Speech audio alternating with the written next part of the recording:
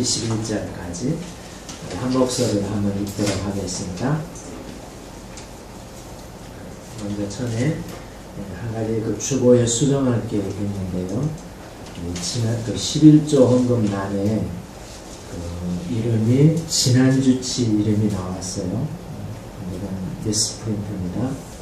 원래 밖에 지난주치 이름이 아니고 박규홍, 안광영 집사님, 정인영, 유성경 집사님, 그 다음에 은조원, 이범희 이렇게 11조 헌금란에 나와야 되는데 미스프린트입니다. 용서하십시오. 19절부터 21절까지 읽겠습니다.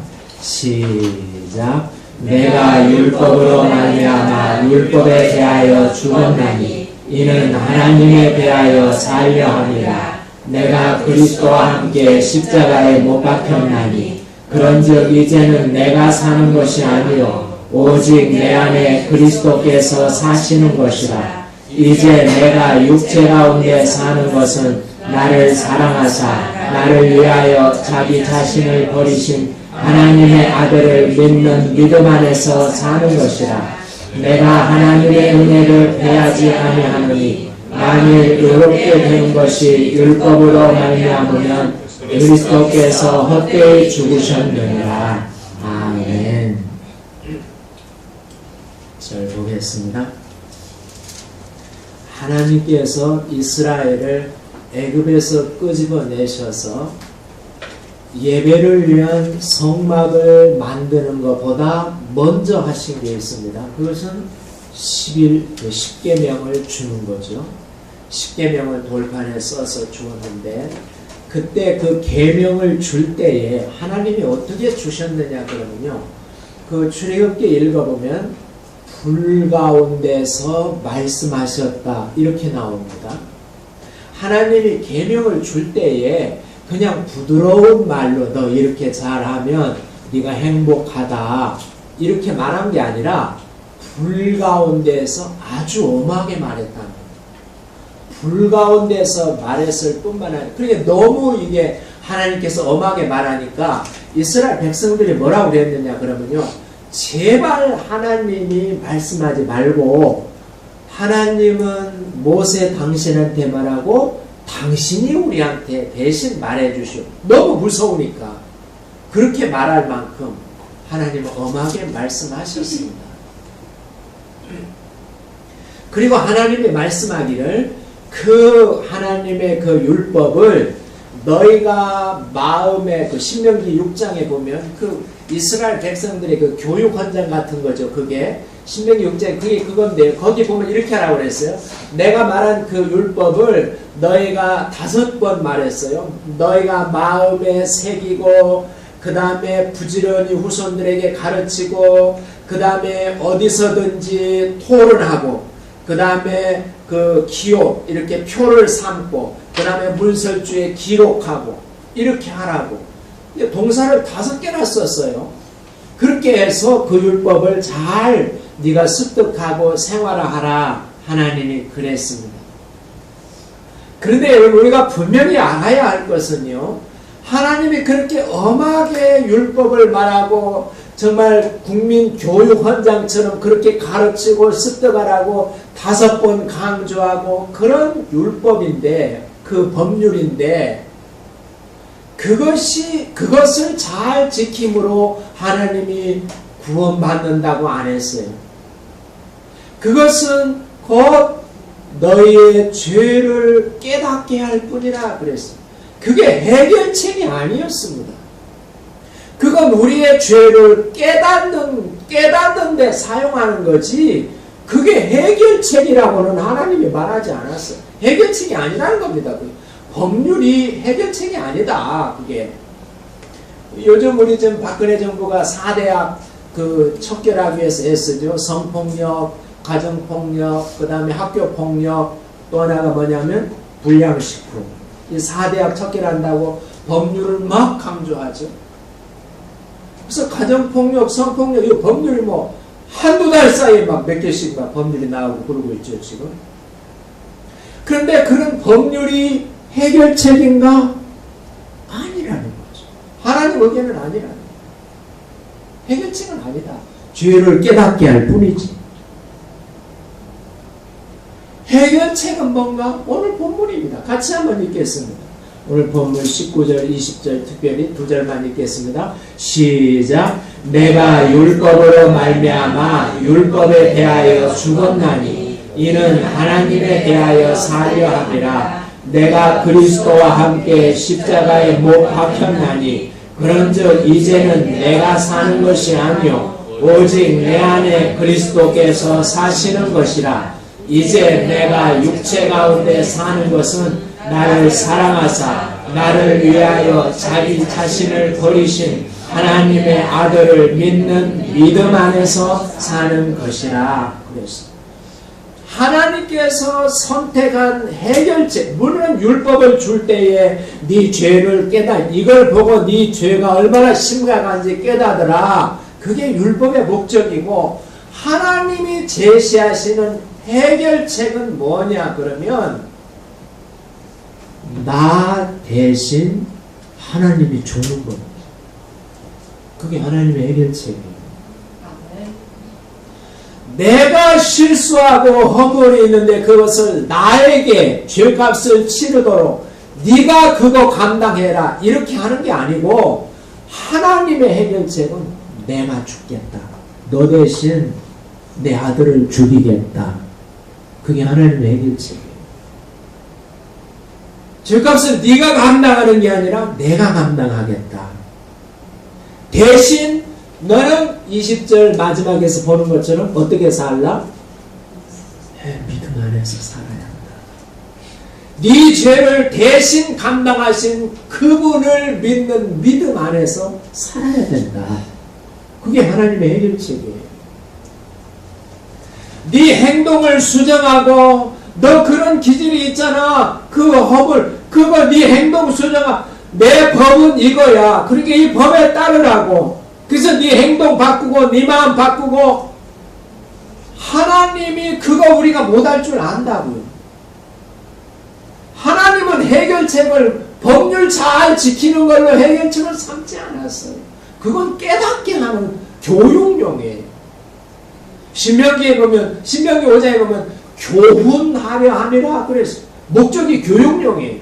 해결 방법이 아니에요. 해결 방법은 아들을 죽이는 방법.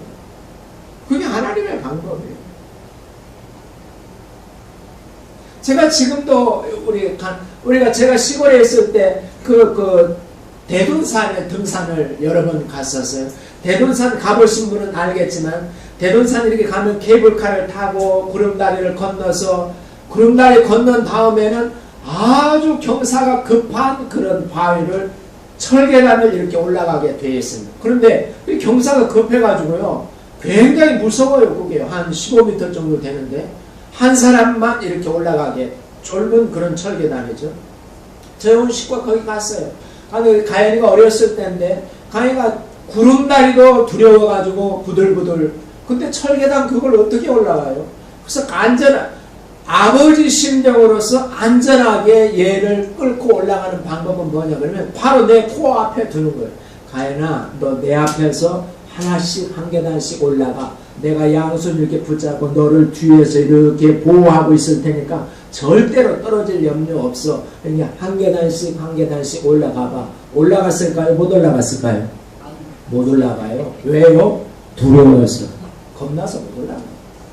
아빠 나 못 가겠어. 그럼 어떻게 올라갈 건데? 아빠 나 업어줘. 그래서 제가 업고 올라갔어요. 내가 업고 올라가면 나는 이렇게 계단, 철계단 이렇게 손 잡아야죠. 그러니까 저 혼자 내 모가지를 꽉 끼고 있어야 돼. 그래야 안 떨어져. 바람도 쌩쌩 불어요. 겨울에 가면. 이게 상당히 위험한 방법이에요. 앞에서 올라가도록 하는 게 안전한 방법이지, 내 등허리에 엎어서 내 모가지 꽉 끼고 있어. 이건 위험한 방법이라. 근데 그렇게 하고 싶대. 그래서 그렇게 해서 올라갔어요. 가연이가 할 일은 뭐예요? 누구를 믿는 거예요? 네, 나를 믿는 거. 그거밖에 없어요. 하나님의 해결책이 그거였어요. 여러분, 그런데 하나님께서 왜 이런 방법을 택했을까요? 그냥 우리 보고 너 죽을 똥 살 똥 노력해서 지켜 그러지. 왜 하나님이 이런 방법을 택했을까요? 우리는 그걸 알아야 돼. 하나님이 대신 죽었대, 내 대신. 그러니까 나 염려 놓았어. 나 괜찮아. 물론 그래요. 그러나 우리가 진짜 알아야 할 건 왜 하나님이 이런 방법을 택했느냐입니다. 20절에 보니까 왜 그런 방법을 택했대요? 20절 한번 보세요. 왜 그랬대요? 왜? 20절 한번 읽어보세요. 왜 그랬대요? 하나님이 우리 사랑해서. 하나님 우리 너무 사랑해서 그랬대. 또 19절에는 오늘 본문 우리가 묵상하고 싶은 것은 19절이에요. 19절에는 그 이유가 왜 그랬대요? 이는 하나님께 대하여 살려 함이라. 하나님께 대하여. 이는 왜 이런 방법을 택했느냐 그러면 하나님께 대하여 살려 함이라. 살게 하려고 합니다. 저는 이 말이 무슨 말인지 몰랐어요. 하나님께 대하여 살게 하라니 이게 무슨 말인가? 이 말을 재해석해 놓은 것이 노마서입니다. 그 다음 노마서에 보면은 이렇게 노마서 6장 11절을 보면 이렇게 해석해 놨어요. 이거 한번 같이 한번 읽어보겠습니다. 시작. 이와 같이 너희도 너희 자신을 죄에 대하여 죽은 자요 그리스도 예수 안에서 하나님께 대하여는 살아있는 자로 여길지니라. 하나님께 대하여 살려 함이라. 이 뜻이 무슨 뜻이라고요? 여기 나와 있잖아요. 무슨 뜻이라고요? 하나님께 대하여는 살아있는 자로. 율법에 대하여는 죽은 자지만 하나님께 대하여는 살아있는 자로 그렇게 살도록 할 목적이라는 거예요. 이 말도 그래 우리는 율법에 대해서는 율법에 저촉되는 나의 실수에 대해서 주님이 다 죄값을 치르고 율법과 나는 관계없어. 율법이 요구하는 그 죄값을 이미 예수님이 대신 다 치루어줬어. 율법에 대해서는 죽은 자야. 그렇게 한 것은 내가 하나님에 대하여서는 살아있는 자로 살게 하려고 그렇게 하신 거예요. 이 말 이해가 가요. 그런데 이 말도 더 구체적으로 말하는 게 로마서 7장 4절입니다. 로마서 7장 4절을 같이 한번 읽어보겠습니다. 시작. 그러므로 내 형제들아 너희도 그리스도의 몸으로 말미암아 율법에 대하여 죽임을 당하였으니 이는 다르니 곧 죽은 자 가운데서 살아나신 이에게 가서 우리가 하나님을 위하여 열매를 맺게 하랴. 이제 뜻이 분명해졌어요. 하나님에 대하여 살려 함이라. 오늘 19절 본문 19절 뜻이 뭐냐 그러면 구체적으로 말하면 하나님께 가서 뭐 하려고? 열매 맺으라고. 그 소리구나. 이해가 됐어요. 그 말이구나. 우리가 율법에 대해서는 죽었고 내가 율법의 값을 내가 치러야 되는데 예수님이 대신 치러줬어요. 그리고 너 살아라 그랬어요. 너는 살아라. 살라고 하는데 왜 하나님 그냥 무조건 그게 아니라 어째서 나를 사랑하고 어째서 나를 살려줬는가? 하나님께 가서 뭐 하라고? 열매 맺으라. 그게 하나님의 목적이에요. 하나님께 가서 열매 맺으라고. 나 살려준 거예요.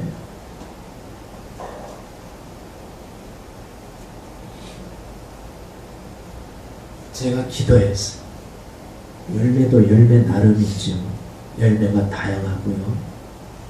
하나님 좀 구체적으로 말씀해 주세요. 우리가 무슨 열매 맺혀야 돼? 물론 성경의 열매에 대해서 무수하게 많이 나옵니다.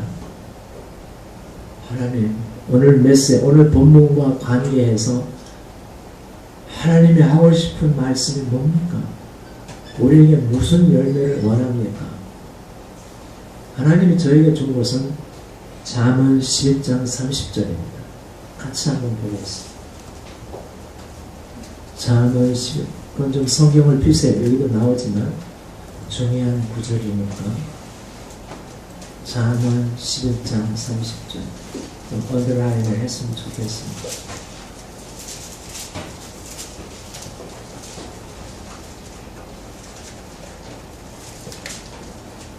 잠언 11장 30절 같이 읽습니다. 시작. 의인의 열매는 생명나무, 지혜 있는 사람은 사람을 얻는다. 그 윗부분을 보세요. 의인의 열매, 죄사함 받고 하나님께 용서받고 하나님의 사랑을 받는 의인의 열매는 생명나무. 생명나무. 지혜로운 사람은 뭘 얻는다요? 사랑을 얻는다.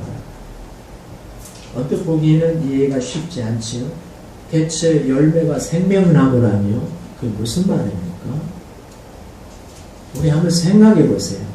의인의 열매가 생명나무라니 의인의 열매는 사랑이니라. 이러면 이해가 쉽게 가겠어요. 의인의 열매는 헌신이니라. 이러면 쉽게 이해가 가겠어요. 그런데 의인의 열매는 생명나무예요. 좀 조금 그렇죠. 이해가 쉽지 않죠. 그 말은 이런 뜻입니다. 정말 예수 그리스도의 그 은혜를 덧입은 의인의 열매는 사람을 얻기 위해서 생명나무가 되어주는 거다. 아멘. 저는 이렇게 제 번역입니다. 은준표 번역. 오늘 30절 내용이 그거예요. 지혜로운 사람 얻는 그랬잖아요. 사람을 얻기 위해서 생명나무가 되어주는 거다. 아멘. 의인된 사람, 예수님의 용서를 받은 사람, 예수님의 은혜를 입은 사람, 하나님께 대하여 살아있는 사람, 하나님께 대하여 하나님께 가서 열매를 맺기 원하는 사람은 아멘. 사람을 얻기 위해서 생명나무가 되어주는 사람입니다. 아멘. 생명나무가 되어주는 사람. 그 사람에게 내가 생명나무가 되어주는 사람. 아멘. 생명나무가 뭔데요? 그 사람을 살려내고 에덴 동산 가운데 나무잖아요. 살려내고 그 사람을 정말 영생을 얻게 하고 그 사람이 힘있게 하고 생명나무가 되어주는 사람. 아멘. 그게 의인의 열매래요. 사람을 얻으려고 나 이익 보려고가 아니에요. 사람을 얻으려고. 아멘. 다시 한번 읽겠습니다. 시작. 의인의 열매는 생명나무라 지혜로운 사람은 사람을 얻느니라. 잠언 11장 30절. 그게 목적이에요. 주님이 십자가에 죽으시고 네가 믿음으로 살아야 할 거 아니냐. 예수님, 예, 믿음으로 살겠다. 주님만 믿고 살겠습니다. 주님이 왜 그렇게 해요? 너 하나님께 가서 하나님이 원하는 열매를 네 인생에 맺어야 할 거 아니냐. 그게 목적이다. 단순히 예수님 믿고 나 잘되고 예수 믿고 나 정말 우리 집안 표전하고 물론 그렇죠. 그것도 중요하죠. 그렇게 됩니다. 그러나 주님이 딱 목표로 제시한 너 왜 내가 너 살려준 줄 알아? 하나님께 가서 하나님이 원하는 열매 맺으라고 그러는 거야. 너 왜 너 용서해줬는데 나 목숨 내 몸 십자가에 못 박혀서 나 죽으면서까지 너 살렸는데 내가 왜 그런 줄 알아? 하나님께 가서 하나님이 원하는 열매 맺으라고 그런 거야. 그게 로마서 7장 14절이었어요. 하나님 구체적으로 뭔 열매 맺으라고요? 사람 얻으라는 거야. 사람 얻기 위해서 네가 생명나무 돼주는 거야. 남에게. 내가 너 살려줬지? 너도 남에게 생명나무가 돼줘. 사람 얻으려고. 그게 하나님이 구체적으로 우리한테 요구하는 겁니다.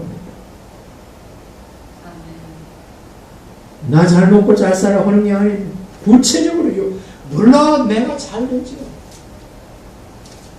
얼마 전에요. 제가 그 다이제스트 비슷한 이런 잡지를 봤는데요. 거기에 존 쉘이라는 그 미국인 부부 그 간증이 나왔더라고요. 그 사람은 무슨 주의 지방지 잡지 편집인 부부예요. 근데 이분이 부인 이름이 엘리자베스인데 이 부인이 결혼 초기부터 우울증을 알았어요. 결혼 초기부터 우울증을 알아가지고 식기 세척기를 사주었는데도 그 세척기에 식기 넣는, 식기, 이렇게 접시 넣는 것을 못하는 거예요. 아무것도 못하는 거예요. 무기력에 빠져. 그래서 남편 편집장이 그렇게 바쁜 양반이 접시를 식기 세척기에 넣는 일도 남편이 하는 거예요. 아내가 못하니까. 닦는 건 고사하고 세척기에 넣는 것도 못한다니까. 우울증 때문에. 남편이 하는 거예요. 아내는 뭐 하는가? 다락방에 올라가서 울고 있는 거예요. 내가 왜 그런가? 벽 바라보고 다락방에 올라가서 울고 있는 거예요. 결혼 초기부터 그랬대. 자녀들은 뭐 하냐면 어머니가 울고 있는 것 때문에 자녀들은 또 자녀들이 죄책감이 든대요. 그러면 어머니가 그러면 자기들 때문에 그런 줄 알고 자녀들이 죄책감이 든대요. 자녀들은 그 죄책감 때문에 늘 자녀들도 우울함. 이 남편이 얼마나 힘들겠어, 이 편집장. 한 번은 그 상사가 여자인데, 여자 사장이겠죠. 그 상사가 이 편집장을 부르는 거예요. 불러서 무슨 힘든 일이 있습니까? 말해보십시오. 이 남편이 뭐라고 그러냐 그러면요.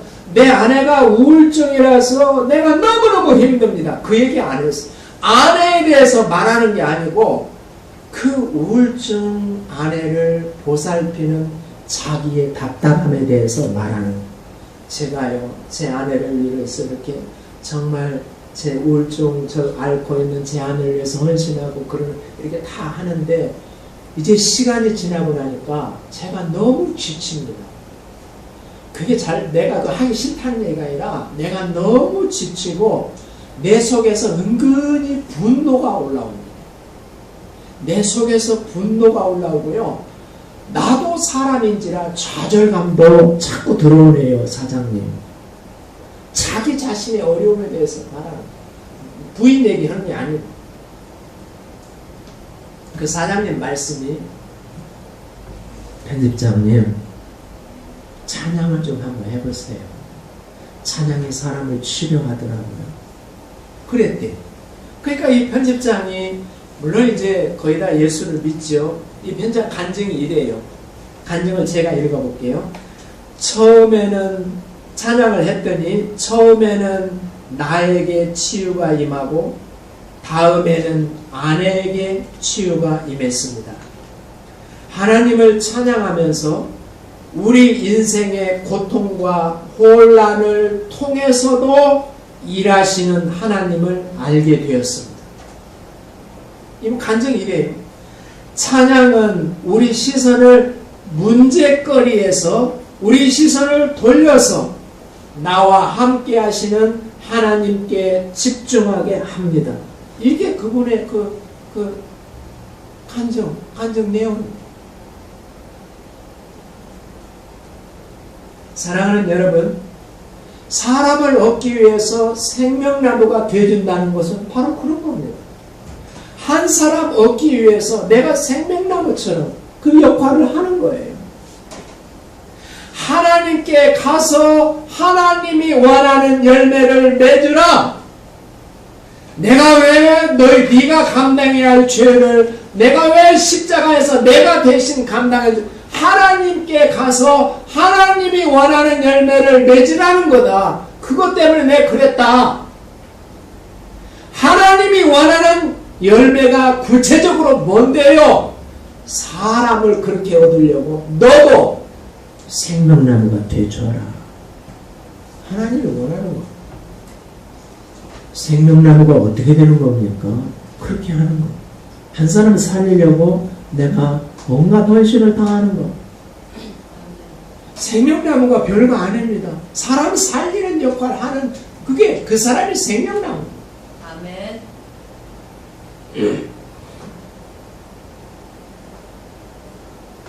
그래서 그 편집장 하나님 찬양하면서 자기가 정말 그렇게 정말 한 사람을 정말 살리려고 그렇게 하니까 인생의 고통과 혼란을 통해서도 하나님이 역사하는 것을 배웠다는 겁니다. 하나님은 좋은 일만 통해서, 잘 되는 일만 통해서 하나님이 역사하는 게 아니고 오히려 더 인생의 혼란과 고난을 통해서 하나님이 역사하는 것을 분명히 알았다는 거예요. 그게 간증이었어요. 우울증 걸린 아내를 섬기면서. 또 한 건 뭐냐 그러면 내가 시선을 문제거리에 항상 돌리고 있을, 문제만 봐. 우리 아내가 우울증 그게 문제야. 그거 언제나 낫나? 그거 어디 가면 고치나? 이거 좀 특별한 특효약이 안 나오나? 문제거리에만 집중하면 항상 불행할 수밖에 없다는 거예요. 문제거리에 집중하지 아니하고 나의 시선을 하나님께 돌리게 됐다는 거예요. 문제거리 집중해서 내가 뭐 하나라도 뭐 할 수 있는 게 있어요? 없어요. 시선을 하나님께 돌리라는 거예요. 아멘. 그걸 배웠다는 거예요. 그게 생명나무 역할을 제대로 한 사람이 얻어진 거였어. 간증하는 내용이었어. 생명나무는 그렇게 되는 거더라고요. 문제만 보면 하루 종일 짜증나서 못 살죠. 그렇잖아요. 문제만 생각하면, 시선을 거기에만 집중하면 종일 짜증나서 나 못 살, 못 견뎌요. 못 견뎌. 몇 년을 어떻게 견뎌? 못 견뎌. 근데 내 시선을 하나님께 돌리게 됐다는 거. 그리고 내 집안일이 지금 이렇게 엉망이고 고통당하고 혼란스럽고 이렇게 엉망인데 정말 하나님 뭐 하시는 겁니까? 하나님이 내 집을 떠났습니까? 우리를 하나님 안 그렇다. 하나님은 일이 잘 되는 것보다 고통과 혼란 가운데서 더 많이 역사하는 걸 왜 모르느냐. 사실이거든요.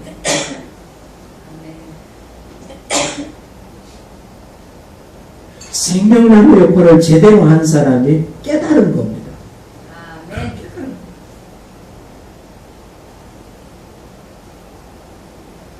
여러분, 하나님께 가서 열매 맺기를 원하는 사람, 아멘. 사람을 얻기 위해서 생명나무가 되어주기를 원하는 사람, 아멘. 그 사람에 대해서 예수님께서 어떻게 설명한 줄 아십니까? 여러분, 우리가 마태복음 5장부터 산상수훈이 시작되는데요. 맨 앞에 팔복이 나오고 바로 나온 게 그겁니다. 그 문제 바로 예수님이 다루셨습니다. 주님이 그랬어요. 옛사람에게 말한 바, 그건 율법은 그 말이에요. 오늘 우리가 지금 계속 옛사람에게 말한 바 살인하지 말라 이 말이 있지 않느냐. 율법은 살인하지 말라고 했지 않느냐. 내가 너희에게 말하노니 네 이웃에게 나가라 욕하는 자도 살인한 자고, 또 미련한 놈이라 한 사람도 살인한 자고, 또 친구에게 노하는 자도 살인한 거 아니냐. 그거 죽이지만 않았지. 네 마음에서 이미 살인한 거 아니냐. 내가 너희 율법이 말한 살인하지 말라. 살인한 사람 꼭 죽는다. 그게 율법. 내가 너희에게 말하노니 뭐라고 그랬어요? 예물을 드리기 전에 예물을 놓고 가서 먼저 뭐하라? 화해해라. 생명나무 되어주는 사람은요, 너 왜 그렇게 나한테 욕하고 뭐하고 나 미워하고 뭐하고 그래 따지는 게 아니라 화해하는 사람. 나 그 사람과 화해하고 싶다. 예수님 그랬어. 율법, 옛사람에게 말한 바, 이건 율법이 말한 바 그 얘기예요. 그건 해결책이 아니라는 겁니다. 옛사람에게 말한 바 살인하지 말라. 이건 해결책이 아니다. 그냥 죄를 깨닫게 하는 거지. 해결책은 뭔가? 네가 하나님께 드릴 예물이 있어도 그것도 놓고 화해하는 거야. 먼저 가서. 그게 해결책이다. 옛사람에게 말한 바 간음하지 말라. 그게 율법이 있지 않느냐. 나는 너희에게 이르노니 네 마음에 이 음욕을 품고 여자를 본다면 너 이미 간음한 거다. 간음하지 말라. 이게 해결책이 아니다. 주님이 그 다음 내용을 읽어보면 그랬어요. 누구든지 음행한 이유 없이 아내를 버리면 그는 그를 간음하게 하며 누구든지 버림받은 여자에게 장가드는 자도 간음함이니라. 거기 핵심 단어는 뭐냐면 버리다입니다. 버리다. 간음했다고 버릴 거냐? 해결책이 아니다. 버리지 말고 용서해라. 그게 해결책이다. 아멘. 율법은 해결책이 아닙니다. 깨닫게 하는 거죠. 옛사람에게 말한 바 헛맹세하지 말라. 너희는 한 터럭도 희거나 검게 하게 할 수 없다. 내가 너희에게 말하느니 너희는 오직 옳다 아니라 이렇게 말하라. 주님의 해결책. 옛사람에게 말한 바 눈은 눈으로 이는 이로 갚으라. 그런 말이 있지 않느냐. 그런데 나는 너희에게 이르노니 악한 자를 절대 대적하지 말라. 오른밤을 치거든 왼밤을 돌려대라. 그게 주님의 해결책입니다. 생명나무가 되어주는 겁니다. 사람을 얻으려고.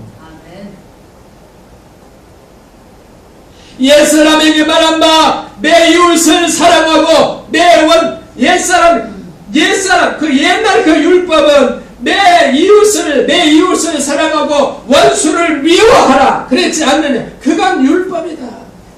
율법이 해결책이 아니야. 내가 너희에게 말하노니 원수를 어떻게 하라고요? 사랑하라. 너를 박해하는 자를 위해서 기도해라. 그게 해결책이라. 한마디로 표현해서 사람을 얻으려고 생명나무가 되주라. 네가 하나님 앞에 가서 하나님이 원하는 열매를 그렇게 맺으라는 거. 그게 하나님이 원하는 열매입니다. 주님이 가르치는 내가 네 죄를 위해서 십자가에 죽었는데 그 목적은 하나님께 가서 하나님이 원하는 열매를 네 인생에 맺으라고 하는 거예요. 그 열매가 구체적으로 뭔데? 이거예요. 화해해라. 원수를 사랑해라. 간음했니? 용서하고 사람을 버리지 말라. 산상수훈의 말씀을 가르쳤어요. 이미 산상수훈. 그게 생명나무가 되주는 사랑을 얻으려고. 하나님 그거 원하세요. 다른 거 원하지 않습니다.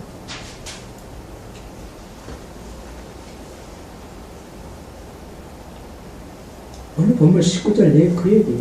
이는 하나님께 대하여 살려 하며 하나님께 대하여 산다는 게 바로 그런 거예요. 하나님께 대하여 살려 함이라. 하나님 앞에서 내가 어떻게 사는가? 그렇게 사는 거예요. 하나님께서 죽은 자는 누군가? 그거 안 하는 거예요.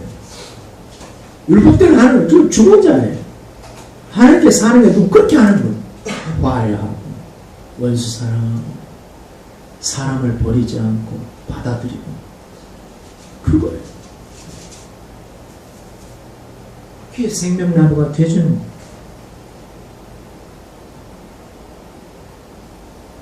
여러분 우리가 다윗과 그의 아들 압살롬 얘기를 잘 알아요.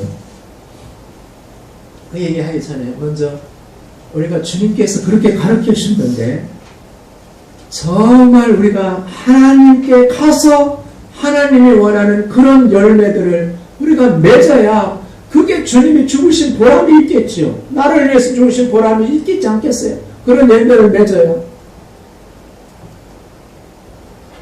저는 오늘 메시지를 준비하면서 이와 같이 율법에 대하여 죽고 하나님께 가서 열매를 맺으라 이 말씀과 관계되는 두 가지 구절을 찾았습니다. 거기를 읽어보니까 이 두 가지 밀접한 관계가 있는 두 가지 구절이 그것은 로마서 5장과 6장에 나오는 먼저 거기에 보면 아까 우리가 잠깐 6장에 읽어봤는데 율법에 대하여 너희는 죽었고 하나님에 대하여는 산 자로 여길지니라. 아까 로마서 6장 읽어봤어요. 6장 11절인가요? 하나님의 죄에 대하여는 죽은 자요 하나님께 대하여는 살아있는 자로 여길지니라. 오늘 19절과 똑같은 맥락의 말씀이죠. 그러면서 로마서 5장에 하는 말이 네가 정말 그 말씀대로 네 삶이 그렇게 되기를 원한다면 네 삶 가운데서 은혜가 왕노릇하게 하라. 이렇게 달리게 은혜가 왕노릇하게 하라. 로마서 5장이 쭉 나옵니다. 생명나무 역할을 해줘라. 다른 사람을 얻기 위해서 생명나무 역할을 해줘라. 이해가 어려우면요, 은혜가 왕노릇하게 하는 거예요.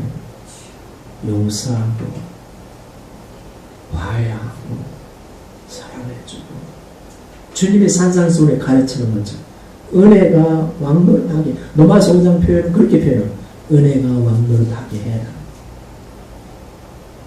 우리가 다윗과 압살롬 얘기를 잘 알죠. 압살롬이 자기 누이 동생의 이제 성적인 성폭력을 당했잖아요. 자기 누이 동생을 성폭력한 암논 형님을 죽였습니다. 죽이고 외갓집으로 도망가 버렸어요. 사람을 죽이면 여지없이 돌로 죽여야 됩니다. 원칙대로 압살롬 죽어야 돼요. 외갓집에 3년 동안 피해 있는 동안 다윗의 마음이 바뀌어서 은혜의 마음으로 바뀌었어요. 내가 제일 사랑하는 아들이 압살롬인데 은혜를 베풀어야지. 그래서 노고아 여인이 지혜를 주어서 3년 만에 압살롬을 불렀어요. 다시 자기 앞에 불렀어요. 그래서 용서를 베풀었어요. 은혜가 왕노릇한 겁니다. 그런데 그 압살롬이 자기 아버지한테 어떻게 했나요? 자기 아버지를 배반하고 아버지를 다 몰아내고 아버지 부인들 첩들을 다 데리고 백주에 가늠하고 배반으로 갚았어요. 이거 은혜가 왕노릇하는 게 아닙니다. 그럴 수는 없는 거죠. 우리가 예수 그리스도의 은혜를 받았다면 은혜가 왕노릇하게 해야 합니다. 아멘. 은혜가 여러분 생명나무가 되어진다는 건 뭐 특별한 일을 하는 게 아니더라. 은혜가 내 삶을, 내 인간관계를 주도하도록, 은혜가 주도하도록 내가 은혜를 앞세우면 되는 거예요. 아멘. 그렇더라. 로마서 5장이 말하는 게 그 은혜가 이제는 죄가 사망으로 말미암아 왕노릇했다면, 죄가 율법으로 말미암아 왕노릇했다면 이제는 예수님 때문에 은혜가 왕노릇하게 해라. 아멘.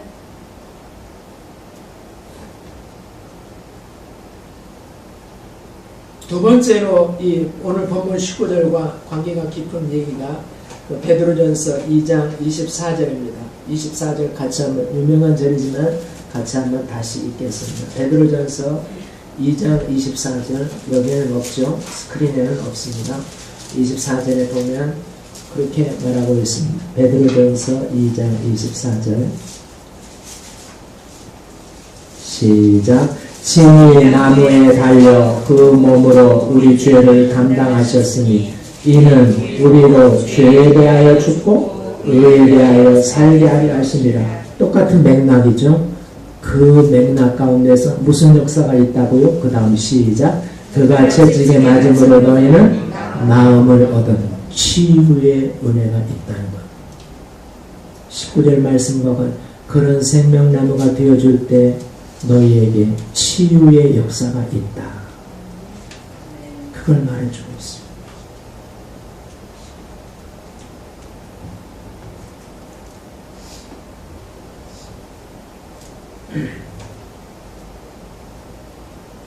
어느 교도소 목회하는 목사님 이야기입니다. 이거 하고 설교를 마치도록 하겠습니다. 이 목사님이 교도소 목회만 하는데요. 한 번은 교도소에 갔는데 교도관이 요청을 하더래요. 조금 누구를 좀 만나 주십시오. 상담을 좀 해 주십시오. 그러죠.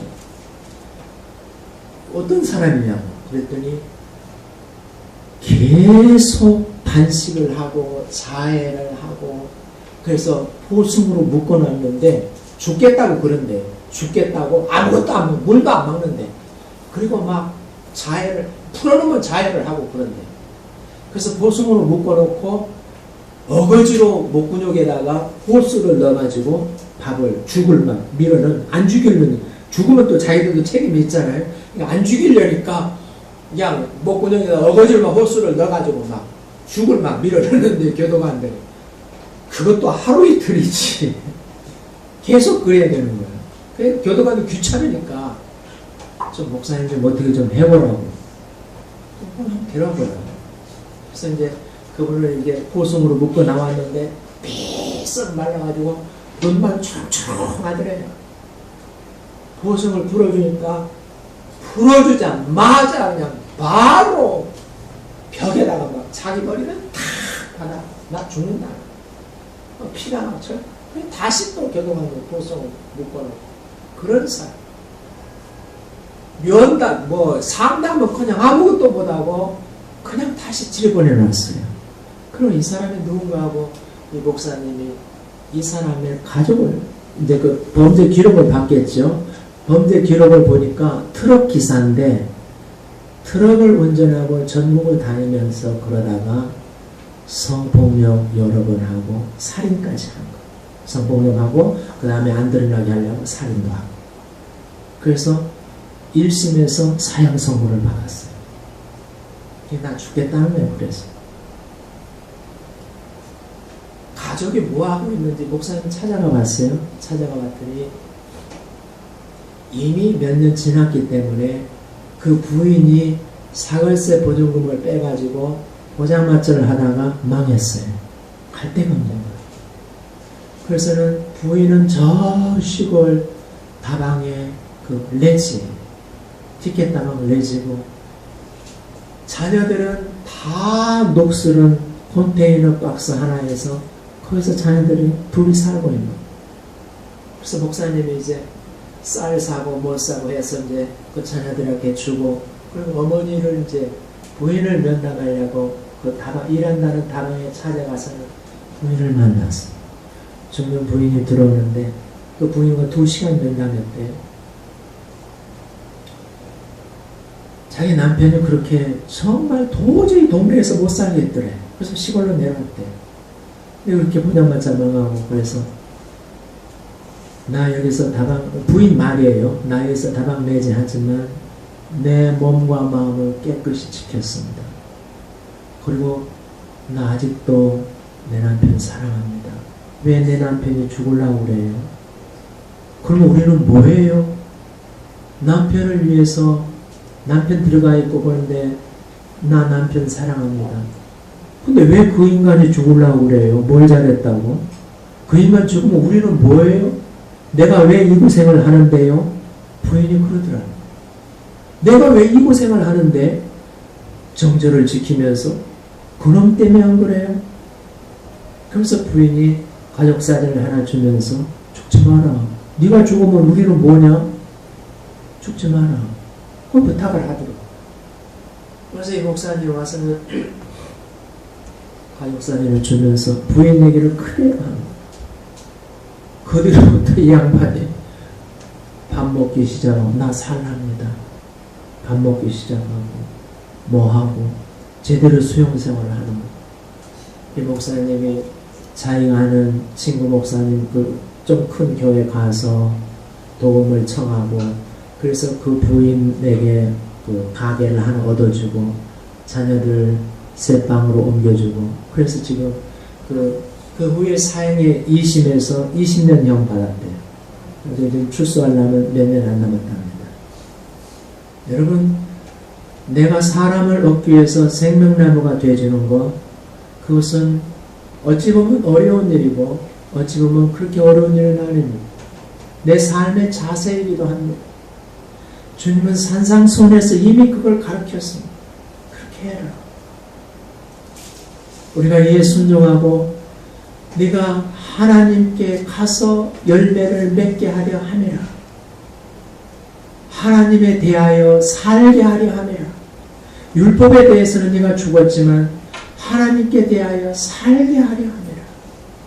이 주님의 외침이 우리 마음에 그대로 살아있기를 축복합니다.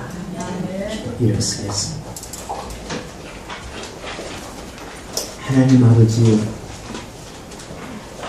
주님이 무조건 나를 사랑해서 아무 조건 없이 나의 죄를 용서하시고 나 대신 십자가에 죽으시고 주님이 그 놀라운 은혜를 베풀었습니다. 주님이 왜 그랬겠는가? 이후에도 계속 나 한 몸 잘 건사하면서 잘 먹고 잘 살라고 그랬는가? 물론 나의 행복을 위해서 그랬습니다. 그러나 주님 말씀하십니다. 네가 하나님께 가서 하나님의 원하는 열매를 맺게 하려 함이라.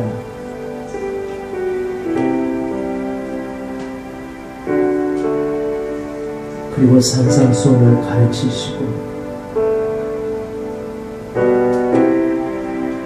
잠언을 말하도록 하시고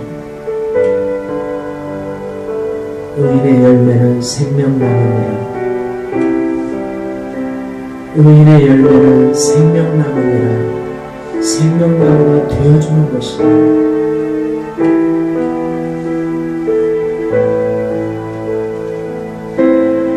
솔직하게 하나님,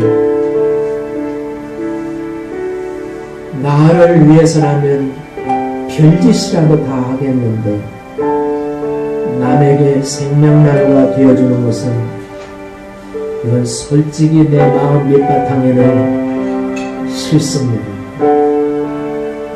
내 한 몸 아버지 세우는데도 힘든데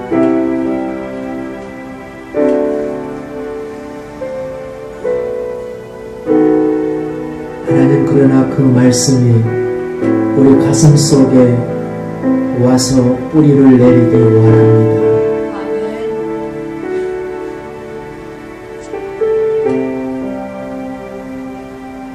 아버지, 화해하고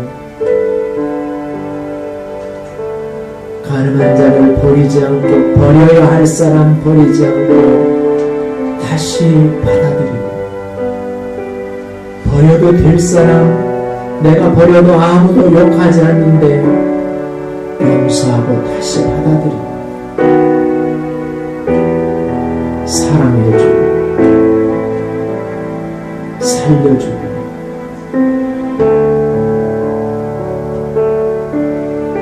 하나님, 주님이 구체적으로 가르쳤음을 깨닫습니다.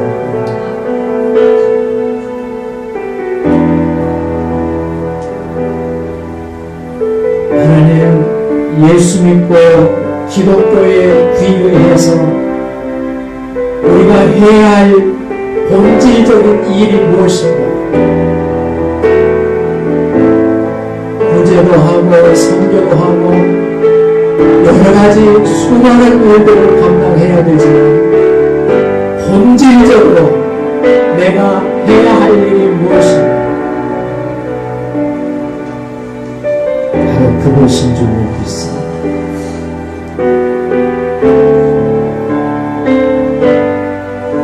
하나님 아버지, 우리에게 감당할 수 있는, 순종할 수 있는 아버지 새 힘을 주시옵시고 하나님이 기뻐하는 열매를 맺게 하여 주시옵소서. 내가 무엇도 못했고 무엇도 부족해서 못했고 무엇도 못했을지라도 예수님이 나를 위해서 율법의 값을 치르며 죽으시면서 내게 원하는 그 본질적인 내가 감당해야 할 그 부분, 하나님 그 열매 맺게 하여 주시옵소서. 우리는 쉽게 내 옆에서부터 이 열매를 맺을 수 있는데 솔직히 우리는 싫습니다. 내 자존심이 허락하지 않는 것 같고 내 인생이 꼭 이래야 되는가 싶기도 하고, 하나님, 그러나 그건 내 생각입니다. 하나님이 원하시는 것이 뭔지 우리가 분명히 말씀을 통해서 알고 아버지 알았으면 나를 살리신 주님의 그 원하심이니 내가 순종하고 하나님께 가서 하나님이 원하는 열매를 맺어라. 그러라고 내가 너 대신 십자가에 죽으신 거다. 이 주님의 아버지 외침이 아버지 우리 가슴을 들리게 하여 주시옵소서.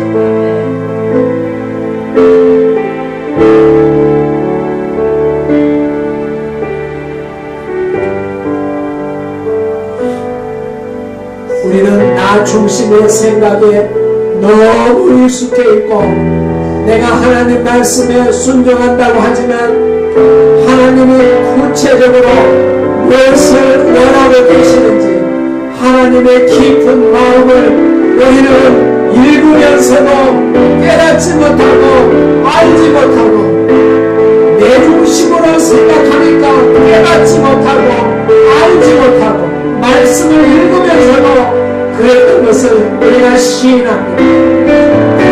하나님 알게 하여 주시옵시고 아버지 내가 왜 예수 믿고 기독교인으로 사는 정말 가장 중요한 게 뭔지 그건 아버지 엄청나게 어려운 일도 아니요 많은 일도 아니요 내게 붙여준 사람에게 내가 생명나무가 되어주는